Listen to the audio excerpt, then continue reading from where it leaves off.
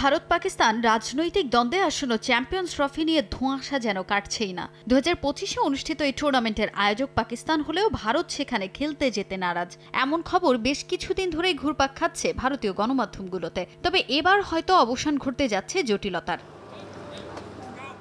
Champions trophy সামনে রেখে ইতোমধ্যেই ভেন্যু সংস্কারের কাজ চালিয়ে যাচ্ছে পাকিস্তান। টুর্নামেন্টের আয়োজন অনেকখানি গুছিয়ে এনেছে দেশটি। অংশগ্রহণকারী অন্য দলগুলোর পাকিস্তানে খেলতে যেতে আপত্তি না থাকলেও ভারতের আপত্তিতে গুঞ্জন শোনা যাচ্ছে হাইব্রিড মডেলে টুর্নামেন্ট আয়োজনের। নিরপেক্ষ ভেন্যুতে মাঠে গড়াতে পারে ভারতের ম্যাচগুলো, তবে তা নিয়েও এখনও নিশ্চিত কিছুই জানা যায়নি আইসিসির পক্ষ থেকে। তবে এত সব ধোঁয়াশার অবসান ঘটতে যাচ্ছে চলতি বছর অক্টোবরেই। বিসিসিআই সচিব জয় শাহ আইসিসির চেয়ারম্যান নির্বাচিত হওয়ার পর এখন পর্যন্ত পিসিবির সভাপতি মহসিন নাকভির সঙ্গে সাক্ষাৎ হয়নি। তবে নারী টি-20 বিশ্বকাপের ফাইনালের দিন আলোচনায় বসতে যাচ্ছেন এই দুই বোর্ড প্রধান।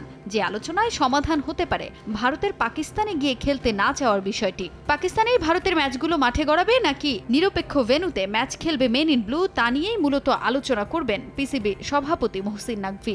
আলোচনায় আরও প্রাধান্য পাবে টুর্নামেন্টের চূড়ান্ত সূচি নির্ধারণ সহ বেশ কয়েকটি বিষয়, এমন খবর প্রকাশ করেছে দুদেশের বেশ কিছু গণমাধ্যম।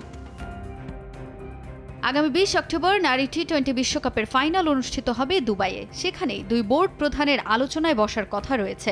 সেই মিটিংয়ের পরই চূড়ান্ত সূচি অনুযায়ী সব কাজ গুছিয়ে আনবে পাকিস্তান। তবে 2023 ওয়ানডে বিশ্বকাপে খেলতে পাকিস্তান ভারতে গেলেও এবার ভারত চ্যাম্পিয়ন্স ট্রফিতে অংশগ্রহণ করতে পাকিস্তানে আসবে কিনা তাই এখন দেখার বিষয়।